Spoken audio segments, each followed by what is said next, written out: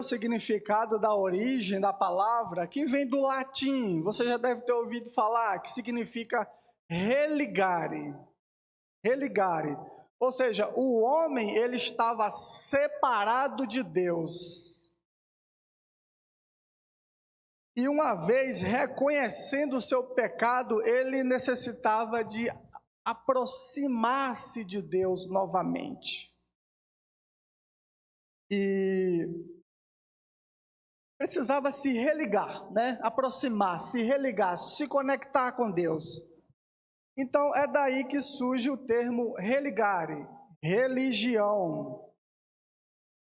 Para os cristãos, Jesus é a única religião, pois através dele, da sua morte e da sua ressurreição, nós temos livre acesso a Deus. Jesus, ele é a ponte que nos liga até Deus. Então, para nós, Jesus é a nossa única religião. E a religião no Brasil, ela é muito diversificada, caracterizada pelo sincretismo. O sincretismo, ele é a mistura de crenças. Então, o Brasil, ele é um país, né, que tem o sincretismo religioso. Sincretismo religioso. E a Constituição, ela prevê a liberdade de religião, ou liberdade religiosa. Graças a Deus por isso, né? Alguns países não têm. E o Estado, ele está oficialmente separado. Né? O Estado está oficialmente separado, sendo o Brasil um país laico. Quando se diz que o país é laico, esse é o significado. Mas não quer dizer que o presidente não possa expressar a religião dele, tá? Ele pode. Mas o Estado, a Constituição diz que o nosso país é laico. O Estado não tem oficialmente uma religião. E nos dá a liberdade religiosa. E aí existem diversas religiões no nosso país. Porém, o censo do IBGE diz que 87% da população se diz cristã, da população brasileira. Olha só, 87% da população brasileira se diz cristã. Você já parou para refletir uma coisa? Se 87% da população brasileira se diz cristã, essa já é uma pergunta para você refletir com o que eu tenho para falar aqui. Se 87% da população se diz cristã, por que o país é tão cheio de corruptos e de bandidos?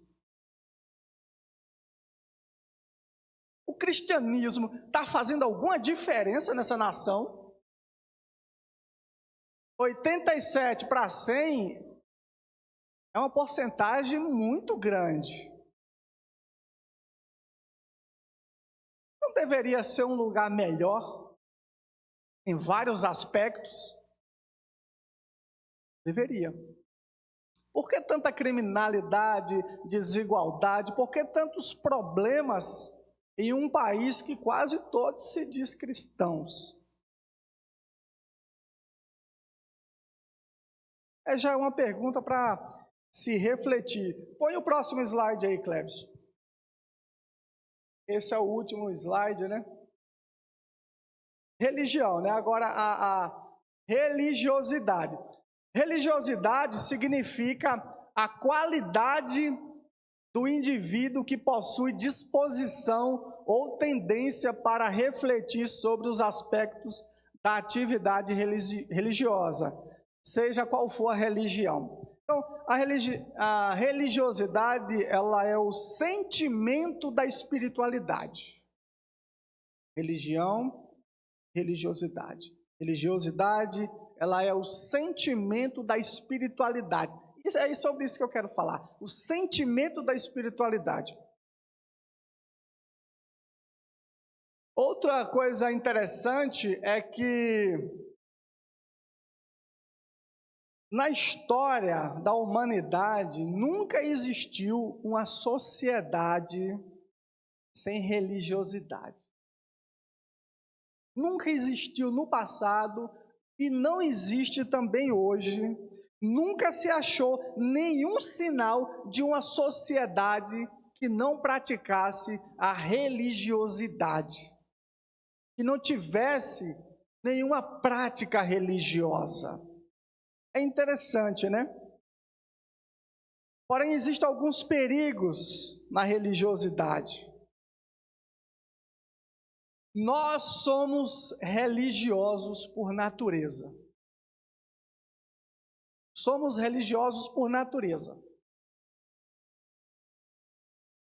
E aí as crenças se divergem. Aí se você for lá no meio da selva, no meio dos índios, eles são religiosos. As crenças deles. Seja qual for o povo, a nação, a tribo, seja onde que for, existe religiosidade. Existe uma prática religiosa. Então, naturalmente, nós somos religiosos. E às vezes não precisa nem vir à igreja, mas a pessoa, ela demonstra algum tipo de religiosidade, alguma crença. Isso é natural do ser humano. Mas agora eu quero falar um pouco sobre os perigos da religiosidade. Jesus, ele teve um embate com alguns líderes religiosos. Ele chamou muito a atenção e é um capítulo que eu gosto de ler. Eu, como um religioso, um membro de igreja, alguém que professa o nome de Cristo, me chama muita atenção. Então, Mateus capítulo 23, né? Nós já estamos com ele aberto. E nós vamos ler o verso 1. Verso 1, verso 2 e o verso 3. Observe que o título diz assim: Jesus censura os escribas e os fariseus. Verso 1, Mateus 23. Então falou Jesus às multidões e aos seus discípulos. Na cadeira de Moisés se assentaram os escribas e os fariseus. Fazei e guardai, pois, tudo quanto eles vos disserem. Porém, não os imiteis nas suas obras, porque dizem e não fazem. Olha só o conselho de Jesus. Façam o que eles... O quê? Dizem. Se Jesus falou para fazer o que eles dizem, eles tinham conhecimento do que era certo e do que era errado? Tinham. O que eles falavam para que as pessoas fizessem, estava certo ou estava errado? Estava certo.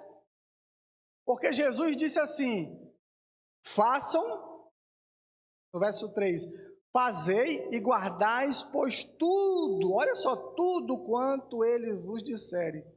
Porém, não os imiteis nas suas obras, porque dizem e não fazem. Ou seja, eles falavam com a boca, mas as ações deles não condiziam com o que eles falavam.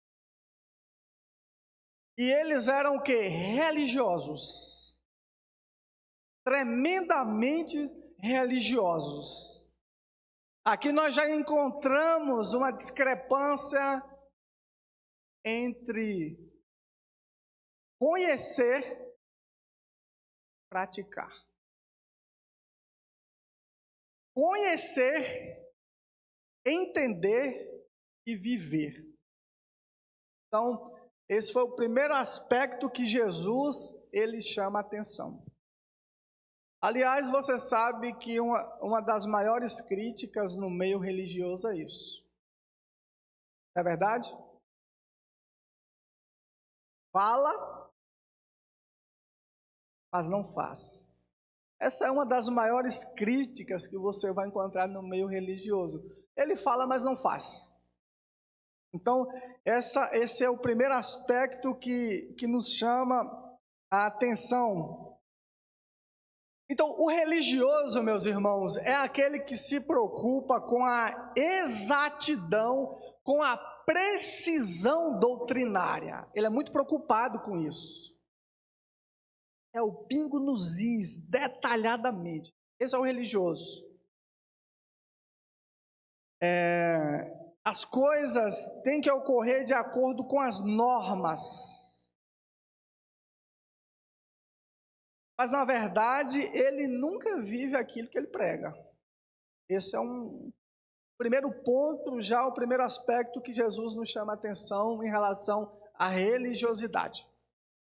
É isso. Ele não vive aquilo que ele ensina. Jesus disse, o que ele está falando está certo, mas o que ele faz não condiz com o que sai da boca dele. Mas obedeçam. É por isso que tem muitas pessoas que quando pregam, a pregação está certa. E você pode obedecer. Porque o que ele está falando está certo, porque não vem dele. O que está escrito vem de Deus. Agora, o que ele faz da vida dele é com ele Deus, mas a pregação está correta. Primeiro aspecto. Segundo aspecto da religiosidade. Vamos para o verso 4. Eles atam fardos pesados e difíceis de carregar, e os põem sobre os ombros dos homens. Entretanto, eles mesmos nem com o dedo querem movê-los. Olha só. Segundo aspecto, ele cria regras, normas que Deus nunca mandou. Tem religião assim? Tem. Que vai criando normas, que vai criando regras. E a religião, aquilo que que serviria para aproximar o homem de Deus, vai se tornando algo chato, algo difícil de viver, vai se tornando um fardo, um peso. Jesus disse, olha, nem eles conseguem, criam normas que Deus nunca falou, mas a religiosidade quer criar essa imagem de perfeição. E aí começa a acrescentar. Você sabe que até na guarda do sábado, para quem é adventista, acrescentaram uma série de regras. E nem eles conseguiam guardar o sábado. E um dos problemas que Jesus tinha com eles era referente à guarda do sábado. Eles criaram tantas regrinhas que não dava para ninguém guardar o sábado. E Jesus veio abolindo essas regras, não a lei, mas as regras farisaicas, essas regras criadas pela religiosidade. E aí houve alguns conflitos.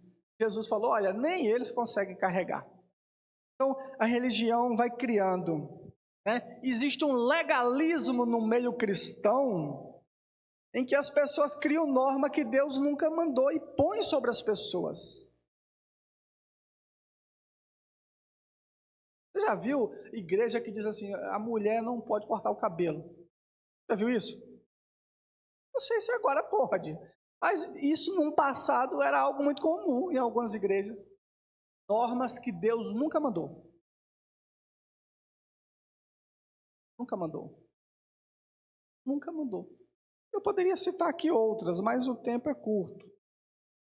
Verso 5, vamos lá. Verso 5. Praticam, porém, todas as suas obras com o fim de serem vistos dos homens, pois alargam os seus filactérios e alongam as suas franjas. Os filactérios era uma espécie de pergaminhos, com os escritos da Torá que eles penduravam no corpo. Eles queriam se expor.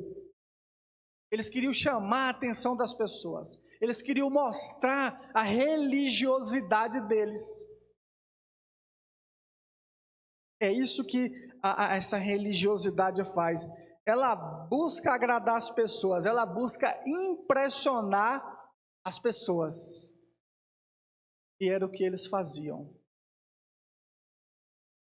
A religiosidade, ela se preocupa muito com o exterior. Ela quer mostrar para as pessoas que ela é religiosa. Ela teme a Deus, mas ela quer mostrar isso da forma errada. Jesus chamou a atenção sobre isso. O religioso, nos dias de hoje, é alguém que pratica o cristianismo e que faz as coisas relacionadas da vida cristã simplesmente preocupado em aparecer aos homens e ostentar sua religiosidade. Ele quer ostentar a sua religiosidade. Era assim que eles faziam. Já conheceu pessoas que querem ostentar religiosidade? Vamos lá. Agora nós vamos ler do 6 até o 12. Amam o primeiro lugar nos banquetes e as primeiras cadeiras nas sinagogas, as saudações nas praças e os serem chamados mestres pelos homens. Vós, porém, não sereis chamados mestres, porque um só é vosso mestre, e vós todos sois irmãos. A ninguém sobre a terra chameis vosso Pai, porque só um é vosso Pai, aquele que está no céu. Nem sereis chamados guias, porque um só é vosso guia, o Cristo. Mas o maior dentre vós será vosso servo. Quem a si mesmo se exaltar, será humilhado, e quem a si mesmo se humilhar, será exaltado. Eu quero destacar aqui essa parte que diz: o maior dentre vós será o quê? O vosso servo, o menor. O maior, Jesus disse. A regra número 1 do cristianismo: você quer ser grande? Sirva. Esse é o exemplo de Jesus. Jesus não veio para ser servido. Jesus veio para servir. Jesus, ele era grande, se faz pequeno, e ao invés de ser servido, ele serve. O papel da igreja na comunidade, meus irmãos, é servir. Não é apontar pecados. Não é julgar pessoas. O papel da igreja na comunidade é servir. Foi isso que Jesus veio fazer. Jesus recusou até a fama. Um homem grande, o maior dentre os homens, se fez menor. Esse é um grande exemplo de Jesus, mas a religião, ela faz o inverso. A religiosidade. Ela quer fazer o inverso. Ela busca títulos, ela busca posições, os primeiros lugares, a ostentação. E no cristianismo é o contrário. Então essa é a regra número 1. Quer ser grande? Se faça pequeno. E aprenda a servir. Aprenda a servir. Verso 12, ele disse assim, né? Quem a si mesmo se exaltar será humilhado. E quem a si mesmo se humilhar será exaltado. Então, nós precisamos, irmãos, servir sem se importar com aquilo que nós vamos ganhar hoje. Porque a Bíblia diz que um dia nós seremos exaltados, recompensados. Por que Jesus condenou essa religiosidade farisaica? Por quê, irmãos? Primeiro, porque ela impede que as pessoas sejam salvas. E também impede que a própria pessoa se salve. Verso 13. Ai de vós, escribas e fariseus hipócritas, porque fechais o reino dos céus diante dos homens, pois vós não entrais nem deixais entrar os que estão entrando. Olha só, irmãos. Qual é o perigo? Nem eles entravam e nem deixavam quem queria entrar. Eles não deixavam. A religiosidade, ela faz isso, querido, ela afasta pessoas. Ela afasta. Quando nós fazemos essa aplicação, né, nós vemos o quanto a religiosidade, ela tem consequências terríveis. Pessoas religiosas que não estão verdadeiramente ligadas a Cristo, ela passa a ser uma pedra de tropeço. Ela, além de trazer problemas para a vida dela, ela traz problemas para os demais. A religiosidade, às vezes, ela é uma capa para pecados mais sérios. Sabe qual é o problema da religiosidade, irmão? Vou dizer, pegando de exemplo aqui o verso 13. O que uma pessoa religiosa faz? Tinha um irmão lá na minha igreja, e com a mente religiosa, essa religiosidade aqui.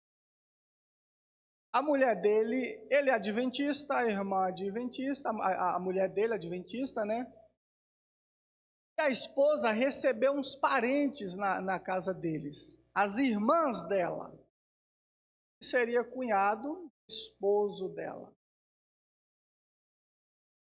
E elas estavam ali assistindo uma novela. Elas estavam ali tranquilas no sofá, na sala, assistindo uma novela. Aí chegou o irmão. Sabe o que é que ele fez? O que é que esse irmãozinho fez? Ele foi lá, sem nem sequer pedir licença, pegou o controle, desligou a televisão ali e falou assim: na minha casa não se assiste novela. Sabe o que é isso? A religiosidade. Primeiro que é uma falta de educação. Se aquelas pessoas, algum dia, pensaram em ser um adventista, um cristão, acabou naquele momento o desejo. Eu sei isso aí? É isso que a religião faz? É isso aí? Agora diz na Bíblia onde Jesus orientou a uma atitude desse tipo. Assim, antes de ser cristão, primeiro temos que ter uma educação, né, irmãos? Educados. Saber falar com as pessoas. Temos que saber lidar com algumas situações. Ele foi lá e desligou a televisão e elas... Oi? Não entenderam. A religião faz isso. A religiosidade. Tudo bem, ele não assiste novela, mas chegou visita na casa dele que assiste à vontade. Hein? É tão bom receber uma visita. Você sabe que lá em Santa Catarina é o povo mais fechado do Brasil. Você sabe quantos amigos eu tenho em Santa Catarina? É um número antes do número 1.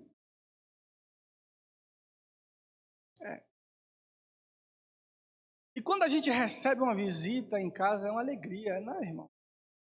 Tão bom. Eu gosto de conversar. Pegar uma pessoa...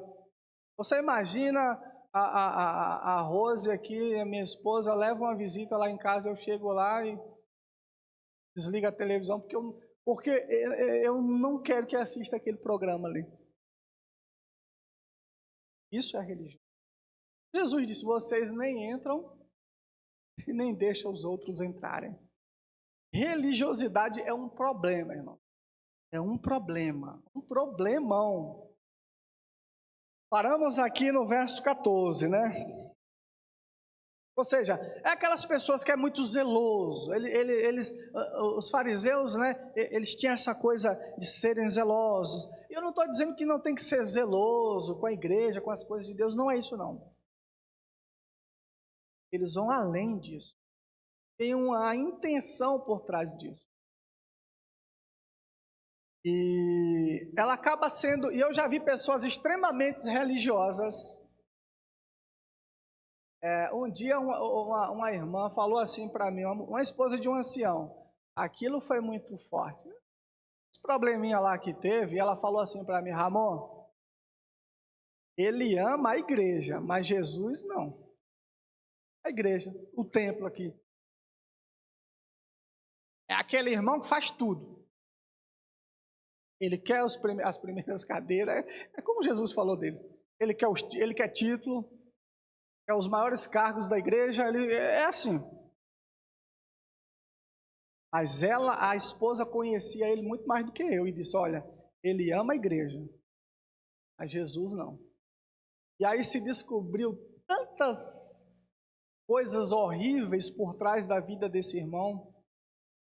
Mas para a imagem religiosa ele era perfeito. Para a imagem religiosa ele era perfeito. Para a imagem cristã, um fracasso. Um fracasso. E como ela conhecia, ela disse: ele ama a igreja, Cristo não.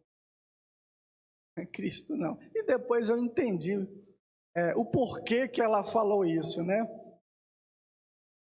Vamos lá, irmãos. Verso 15, que já é 8h34 ali. Vocês fecham até 8h30, é isso? Então, vou passar um pouquinho aqui, irmãos. Verso 15. Ai de vós, escribas e fariseus hipócritas, porque rodeais o mar e a terra para fazer um prosélito, e uma vez feito, o tornais filho do inferno 2 vezes mais do que vós. Ai de vós, guias cegos, que dizeis: quem jurar pelo santuário, isso é nada. Mas se alguém jurar pelo ouro do santuário, ficará obrigado pelo que jurou. Insensatos e cegos, pois qual é maior, o ouro ou o santuário que santifica o ouro? Olha só, qual é maior, o ouro ou o santuário que santifica? Irmãos, o que Jesus está condenando aqui é que os fariseus, aqueles religiosos, eles focavam nas coisas secundárias. Coisas que não tinham tanta importância é o que eles focavam. As coisinhas pequenas e secundárias. E esquecia o que era mais importante. O religioso, ele causa problemas com pequenos detalhes. E com aquelas coisas que são as grandes virtudes do cristianismo, fica de lado. Vou dar aqui outro exemplo. Eu estou falando de coisas que eu vi, que eu vivi. Na nossa igreja tinha uma irmã líder, ela era diretora da escola sabatina. Ela, aquela carrasca mesmo. Era. Tem gente que é assim, é gente boa fora da igreja, mas quando assume alguma coisa, é um problema. Ela era diretora. E ela era extremamente pontual. 9h começa a escola sabatina. Ela queria ver todos os membros 9h em ponto na igreja. É possível isso, irmãos? É sim ou não? Na prática, isso não é possível. O horário existe, né, para a gente ter noção ali do tempo, referências e tudo mais. Mas exigir de seres imperfeitos uma coisa que você sabe que é impossível. Não vai, eu digo que é impossível porque é. As pessoas têm problemas. Acontece um imprevisto, alguma coisa, não deu. E ela chegava assim na frente do púlpito e ficava criticando. Para ir trabalhar, todo mundo acorda cedo e vai, e chega na empresa no horário, e para as coisas de Deus, ninguém chega, e aquilo enchia o ego dela, para mostrar religiosidade, que ela chegava cedo, que ela...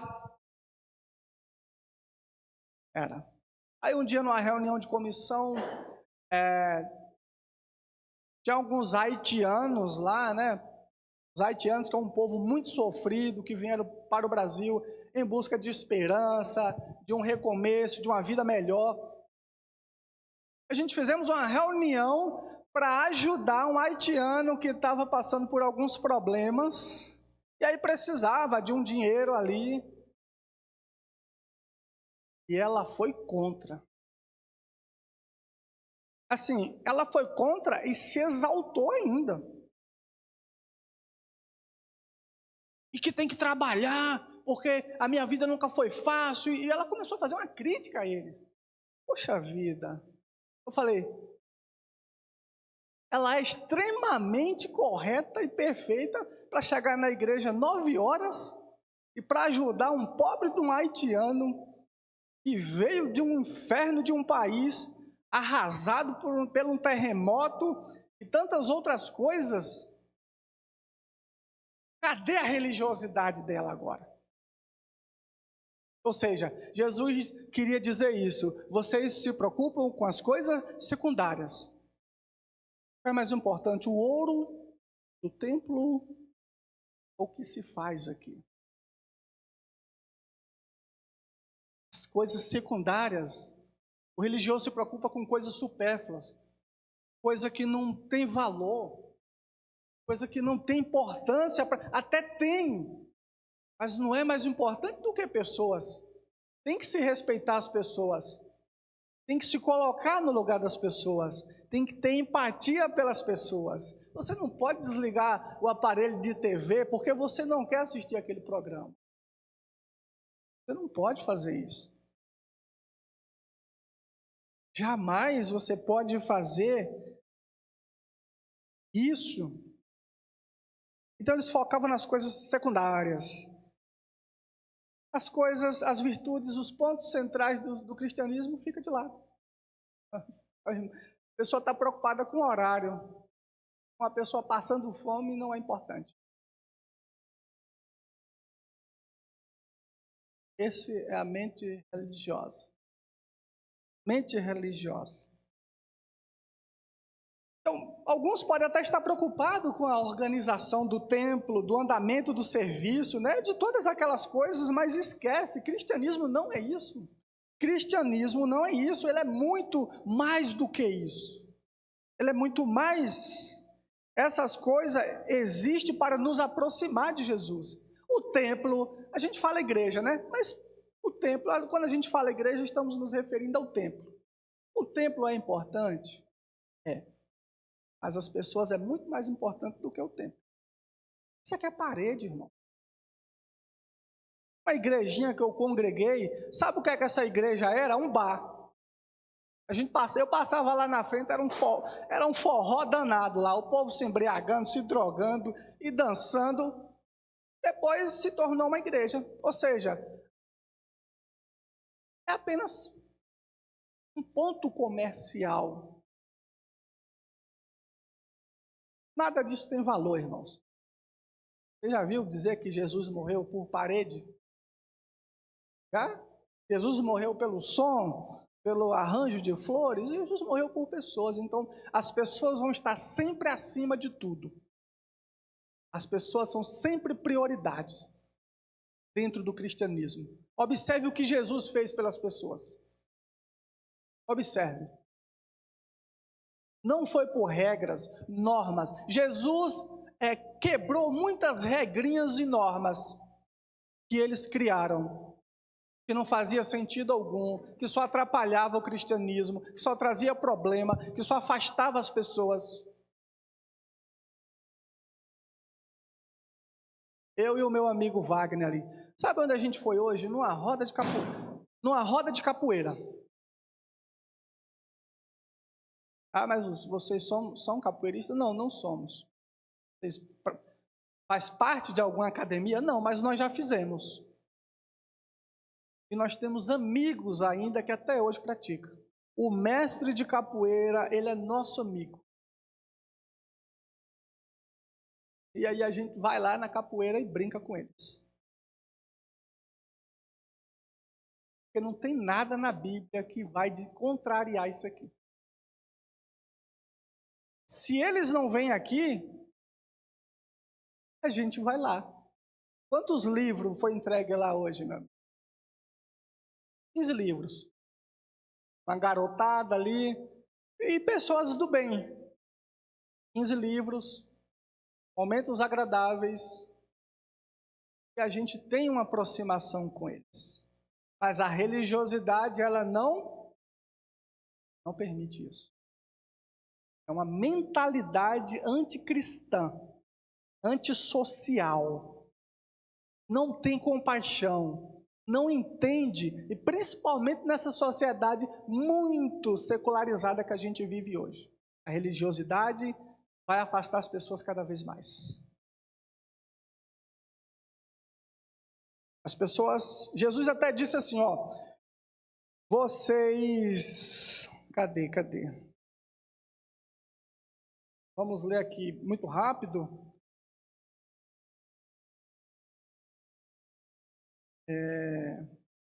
Vamos ler o verso 23. Ai de vós, escribas e fariseus hipócritas, porque dais o dízimo da hortelã, do endro, do cominho e tendes negligenciado os preceitos mais importantes da lei, a justiça e a misericórdia e a fé. Devieis, porém, fazer estas coisas, sem omitir aquelas. Guias cegos, que coai o mosquito e engolis o camelo. Olha só, irmão. Jesus disse, vocês dão dízimo, ofertas, vocês cumprem todos os rituais, mas vocês deixam de praticar a justiça e a misericórdia. Ou seja, a letra da lei está perfeita. Está tudo bonitinho. Agora, aquilo que se deve realmente, que é mais importante, isso fica de lado. Jesus disse assim, ó, vocês coam o mosquito e engolem o camelo. O que Jesus quis dizer com isso? Vocês estão invertendo os papéis. É uma inversão de valores. Coar o mosquito e engolir o camelo, essa expressão significa isso. Inversão de valores, inversão dos papéis. E o verso 25 diz assim, ai de vós, escribas e fariseus hipócritas, porque limpais o exterior do copo e do prato, mas estes por dentro estão cheios de rapina e intemperança. Fariseu cego, limpa primeiro o teu copo, para que também seu exterior fique limpo. Ai de vós, escribas e fariseus hipócritas, porque sois semelhante aos sepulcros caiados, que por fora se mostram belos, mas interiormente estão cheios de ossos, de mortos e de toda imundícia. Assim também vós exteriormente pareceis justo aos homens, mas por dentro estáis cheios de hipocrisia e de pecados. Aqui Jesus pegou muito pesado. Vocês limpam o copo por fora e por dentro está sujo. Vocês estão lindos por fora, por dentro é uma podridão só. É uma podridão só. Jesus vai usando alguns exemplos ali. Ou seja, isso também é para nós, irmão. A beleza do cristianismo está dentro de nós. Dentro, não é fora, é dentro. É quem de fato nós somos. Não é quem eu pareço ser. Quem de fato nós realmente somos. Então, irmãos, eu já estou finalizando aqui. A história do Velho Testamento é isso. É Deus tentando convencer um povo rebelde a entender qual era o seu propósito. No Velho Testamento, Jesus continua isso. O povo não compreenderam o que era o verdadeiro evangelho. Eles não compreenderam. No Velho Testamento, Deus mandava os profetas, eles matavam. No Novo Testamento, mataram o próprio Jesus. Você sabe por que eles mataram Jesus? Porque Jesus contrariou muito eles. Jesus foi quebrando as regras. Jesus quebrou tanto as regras que chegou ao ponto que eles não suportaram. Eles não suportaram. Chegaram ao ponto que decidiram matar Jesus. Tem pessoas, queridos, que se preocupam. Quer ver um exemplo? Tem pessoas que dão a vida pela banda da igreja. A banda, o coral da igreja. Eu vi as pessoas discutindo na igreja pela banda, a banda da igreja. Onde é que tem banda lá na igreja primitiva? Tinha alguma banda lá? Tinha isso? Tinha cargo de igreja lá, tudo isso que tem hoje? Tem tudo isso que tem hoje? Tinha lá? Tinha? Não tinha nada disso. Uma coisa ou outra. Qual era o foco do cristianismo naquela época? Pregar as boas novas. Praticar a misericórdia. E é isso. Hoje criaram uma série de coisas. E aquilo que deveria fazer fica de lado. Fica de lado, literalmente. E aquilo que não tem tanta importância é que se dá mais atenção. É o que se dá mais atenção.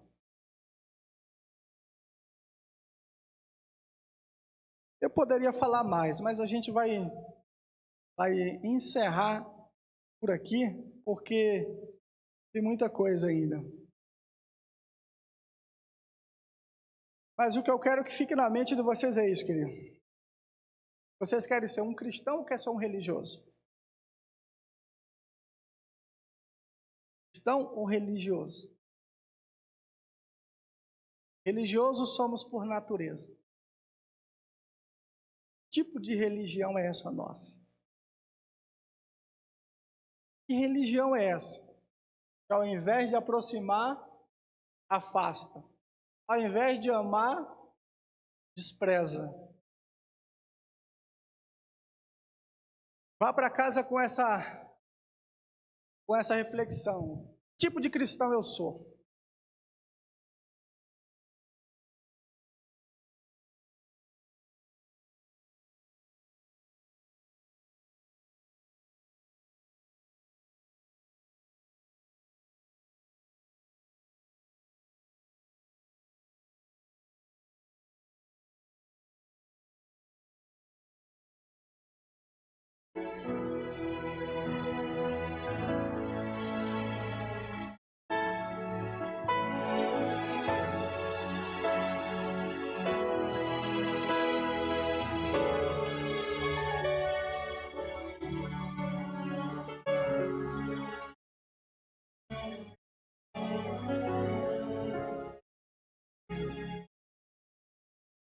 Quando o vento do Espírito soprar, uma chama viva vai aparecer. Nossos filhos e filhas irão profetizar. Nossos velhos sonharão e a igreja mudará. Quando a comunhão for a arma principal e a rotina desses nossos dias sair do seu normal, descerá sobre nós o fogo do Espírito. viveremos o Evangelho e Jesus Cristo vai voltar. Por que será que isso não aconteceu? Por que razão não há fogo a queimar? Pecados escondidos, uma fé adormecida, mandamentos que insistimos em quebrar. Por que será? Por que razão? Temos tudo nas mãos, mas não há fogo no altar. Quando a comunhão do frio soprar, uma chama viva vai aparecer. Nossos filhos e filhas irão profetizar. Nossos velhos sonharão e a igreja mudará quando a comunhão for a arma principal. E as rotinas desses nossos dias sair do seu normal, descerá sobre nós o fogo do Espírito. Viveremos o Evangelho e Jesus Cristo vai voltar. Viveremos o Evangelho e Jesus Cristo vai voltar.